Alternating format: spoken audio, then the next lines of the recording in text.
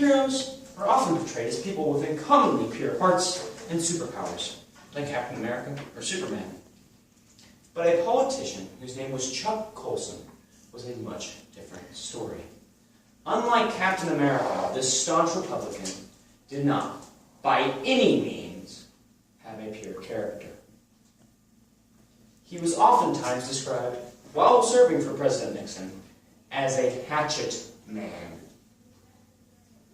He could do anything, he would do anything, to help the cause of the party and the president, no matter the legality. Because of this undying loyalty to Nixon, he was feared by all of Washington. Soon after Nixon's first term to the office, however, something happened that would change this hardened man forever. This was the Watergate scandal, a break-in at the Democratic Party's headquarters. Although many of Nixon's employees had something to do with Watergate, Colson had little to do with it.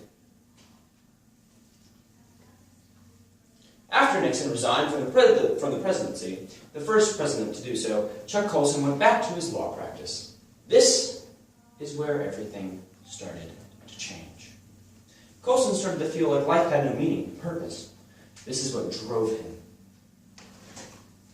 While meeting with one of his clients, a successful businessman, he realized, while sitting down with him, he explained his jolly attitude.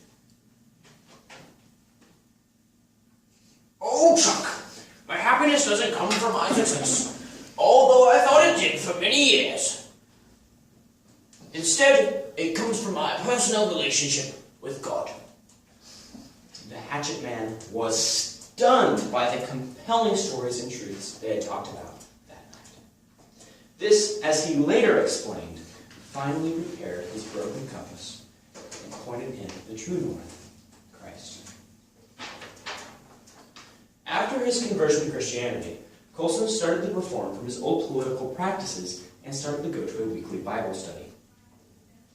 People, other believers, started to come out of the D.C. woodwork to help the newfound believer. He was shocked to find this instant community, which brought him reliable friends and companions. Because of this Bible study, the press started to take notice of Colson's newfound conviction. This started a string of different stories of how Colson was hiding behind God. In truth, this targeted political veteran was less afraid and more confident than he had ever been. Colson started to relinquish his pride and confess to the obstruction of justice. During the Watergate trials, because of his faith in God, Chuck Colson went to prison, and instead of filling himself with self-pity, he realized the needs within the prison walls. The ex-hatchet man began prison fellowship. This is where he started to become a true hero. He sacrificed many of his self-interests to give a better life to those who were incarcerated. The hardened, proud, and selfish political Chuck Colson started to go from hatchet man to hero. Chuck Colson used his intellect to help those in need, not those who were in power. He truly reformed. Though we oftentimes do think of the cliche form of heroes, most of the real-life heroes go unnoticed.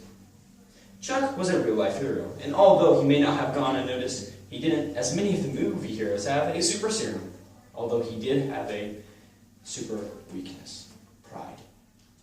Many of us wish that we can make as much of an impact as Chuck Colson. In all reality, we can. It is up to us to decide what we will do. But if you submit to God, anything is possible. God uses those who are willing, even a hatchet man, to do his heroic work within his kingdom. And that's the end. Hello. Hi. Hello. Yes, hello. Hello, this camera.